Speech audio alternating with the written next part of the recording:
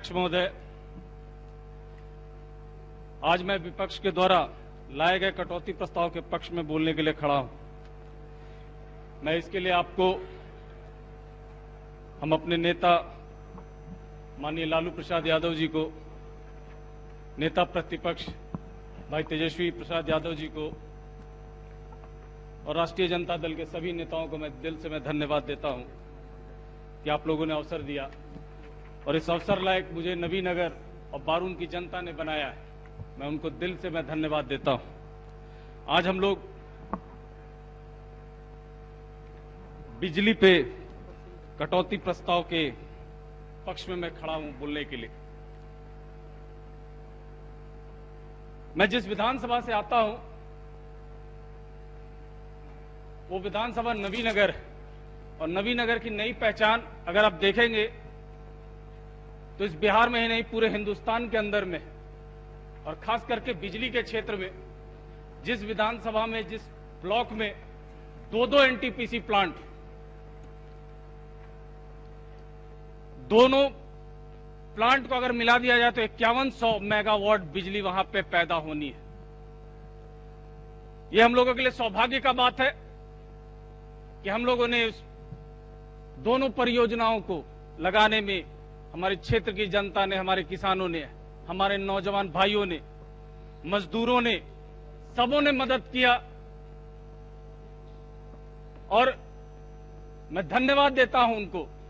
लेकिन अगर आज अब हम लोग देखते हैं, मैं याद करता हूं उस समय को जब मैं इससे पहले 2005 से 10 में मैं जब विधायक था, उस समय में यूपीए की सरकार थी और पहला परियोजना BRBCL जिसको आज हम लोग पढ़ रहे थे, मैं पढ़ रहा था तो उस समय पहली परियोजना यूपीए सरकार के समय में हम लोगों ने उस समय वहां पे स्थापित कराने का काम किया था, जो रेलवे के साथ जॉइंट वेंचर में था। ये हम लोगों का सौभाग्य रहा कि हम लोगों ने वहां पर उस प्लांट को लगाने में सहयोग किया और उस समय हमारे जिले के महामहिम राज्यपाल निखिल बाबू थे। वो लोग हम लोगों को समझा रहे थे कि आप लोग माननीय विधायक हैं, आप लोग क्षेत्र प्लांट को लगवाने में मदद कीजिए। हम लोग उस समय घूमते थे, गांव और देहात में घूमते थे और लोगों को बताते थे कि अगर हम लोगों के क्षेत्र में ये प्लांट लग जाता है तो हम लोगों का विकास होगा, हम लोगों का विकास होगा, हम लोगों आज राष्ट्र के निर्माण के लिए हम लोग आगे बढ़ेंगे और हम लोगों का नाम स्वर्ण अक्षरों में लिखा रहेगा। लेकिन आज मैं पूछना चाहता हूं इस सदन में, आज माननीय अध्यक्ष महोदय, मैं आपके माध्यम से यहां बैठे हुए माननीय मंत्री जी से मैं पूछना चाहता हूं, कभी भी कोई एनटीपीसी, दो एनटीपीसी प्लांट है, कभी कोई सूद लेने के लिए नहीं गया, कोई ये देखने नहीं गया। माननीय सदस्य, नियमावली में है कि वाद विवाद पर प्रभाव डालने के प्रयोजन के लिए राष्ट्रपति, राज्यपाल, उपराज्यपाल के नाम का उपयोग नहीं करेंगे, इसको ध्यान में रखेंगे। ठीक, मैं इसके लिए खेद प्रकट करता हूं। लेकिन यहां कोई सूद लेने के लिए जाने के लिए तैयार नहीं हुआ।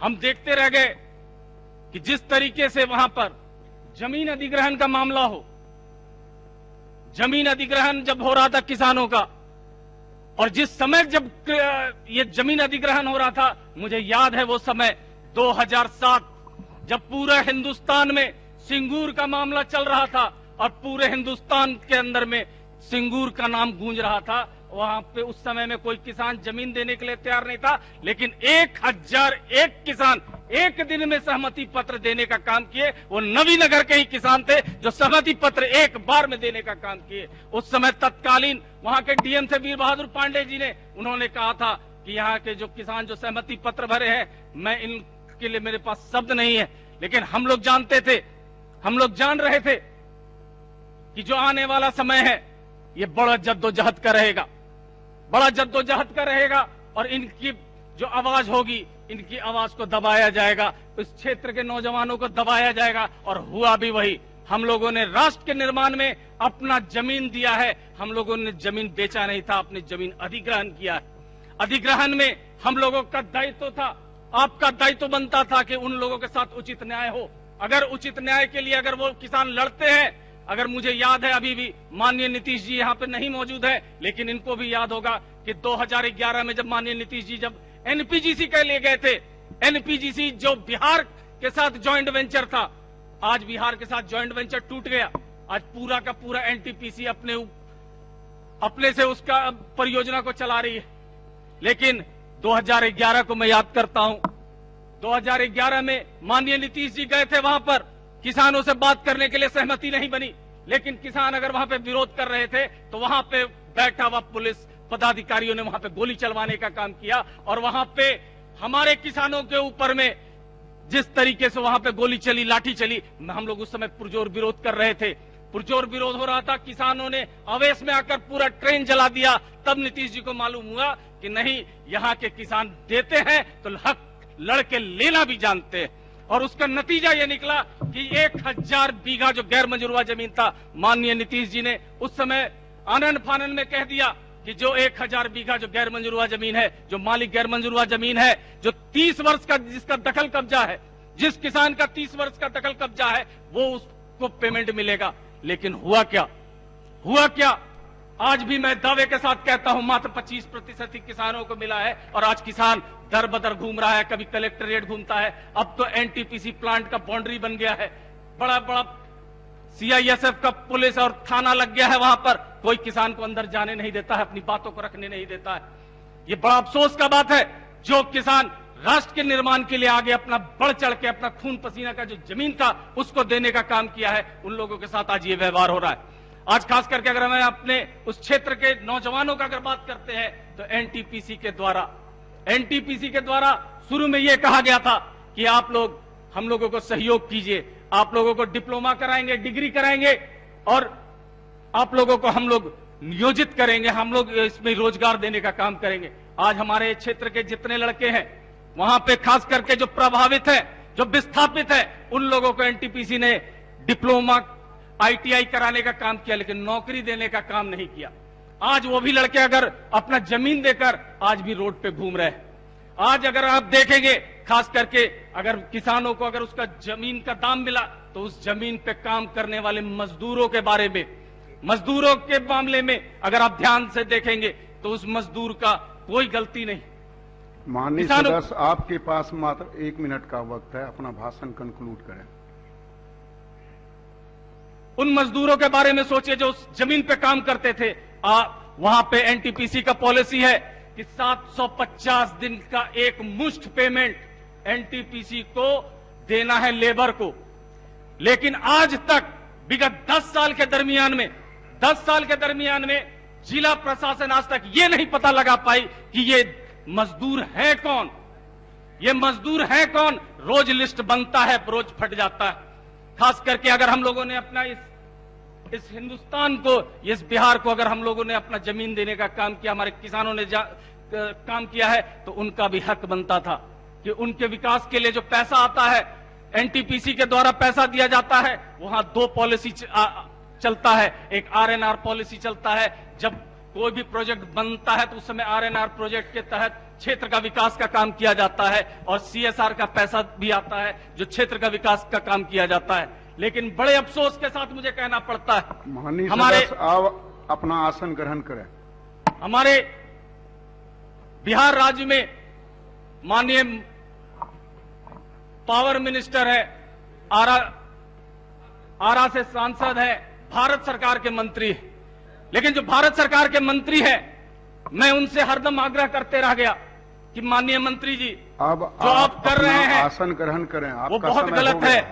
अगर आप बिहार के ही नहीं पूरे भारत के मिनिस्टर हैं, आपको अगर अपने क्षेत्र का विकास करना है तो एनटीपीसी परियोजना का पैसा बाहर मत ले जाइए। ये हम लोगों ने अपना खून पसीने का पैसा है, हमारे क्षेत्र का पैसा है, इसको हमारे क्षेत्र में ही रहने दीजिए। लेकिन कोई सूद लेने वाला नहीं रहा। माननीय मुख्यमंत्री जी यहाँ आने वाले हैं।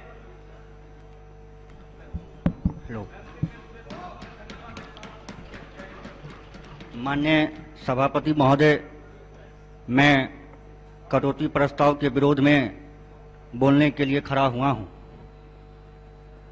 मैं इसके लिए अपने नेता माननीय मुख्यमंत्री जी एवं उप मुख्यमंत्री जी आभार प्रकट करता हूं। साथ ही साथ हमारे मुख्य सचेतक श्रवण कुमार जी को भी आभार प्रकट करता हूं। मैं अपने विधानसभा हरलाखी क्षेत्र के सभी मतदातागण को मैं दोबारा इस सदन में भेजने के लिए अभिनंदन स्वागत करता हूं। आज विद्युत के क्षेत्र में विद्युत आपूर्ति की गुणवत्ता एवं अवधि में बढ़ोतरी के कारण राज्य में बिजली की मांग में उल्लेखनीय वृद्धि हुई है। बिजली की अधिकतम मांग को जो सितंबर 2018 में 5139 मेगावाट थी, वहीं सितंबर 2009 में बढ़कर 5891 मेगावाट हो गई है। पुनः नई ऊंचाई को छूते हुए वर्तमान वित्तीय वर्ष के माह जुलाई 2020 में बढ़कर 5932 मेगावाट तक पहुंच गई है। बिजली के क्षेत्र में उत्पादन लखीसराय एवं पीरपैंती भागलपुर में 250 मेगावाट क्षमता का सौर ऊर्जा परियोजना की स्थापना की जानी है, जो राज्य में ग्रीन पावर के विकास की दिशा में मील का पत्थर साबित होगा।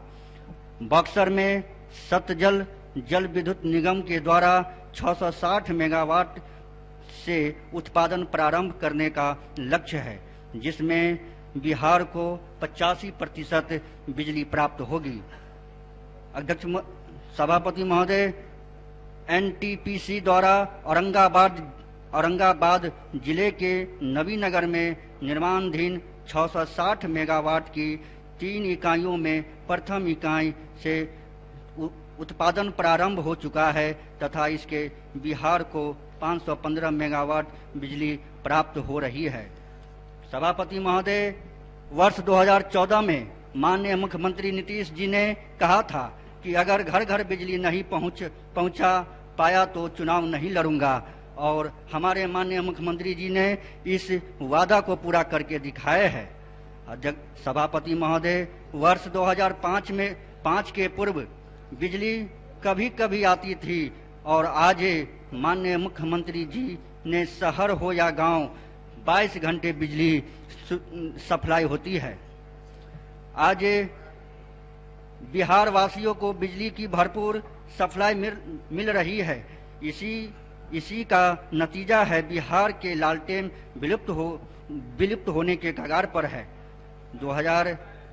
2005 के पहले ट्रांसफार्मर जल जाने पर 2 से 3 महीने के बाद लगता था, लेकिन आज ऐसी स्थिति नहीं है। आज 24 घंटे के अंदर हमारा जो ट्रांसफार्मर जल जाते हैं वो लग जाता है। आज पहले जो बिजली विभाग द्वारा मिलता था, उपभोक्ता को यदा कदा गलत या बिजली बिल आ जाता था। इसको दूर करने के लिए हमारे बिहार सरकार के द्वारा स्मार्ट मीटर लगाने की योजना शुरू की गई है। अभी तक राज्य में कुल 1,06,773 स्मार्ट प्रीपेड मीटर लगाए जा चुके हैं। हर घर तक बिजली पहुंचाने के लिए राज्य सरकार ने मुफ्त कनेक्शन देने की भी योजना बनाई है, और इसी का परिणाम है कि आज के दिन में सुदूर इलाके में भी गांव तक बिजली कनेक्शन पहुंचा दिया गया है। अध्यक्ष महोदय, मैं अपनी क्षेत्र का कुछ समस्या है। हमारे हरलाखी विधानसभा के कलना पंचायत में ग्राम कुंडल मढ़िया में और बलवा टोल में अभी भी पुराना तार नहीं बदला गया है। मैं चाहूंगा कि उसको जल्द पूरा करे। अध्यक्ष महोदय, हमारा एक मधवापुर ब्लॉक है, वहाँ भी सहार दक्षिणी पंचायत नायक टोल और कवारी टोल, यहाँ भी तार जर्जर पड़ा हुआ है और ट्रांसफार्मर की कमी है। मैं चाहूंगा यहाँ विद्युत विभाग के पदाधिकारी लोग उपस्थित है, इसको नोट करके और इसको लगाने का काम करेंगे। मुझे सदन में बोलने का मौका मिला, इन्हीं शब्दों के साथ मैं आपका आभार प्रकट करता हूँ।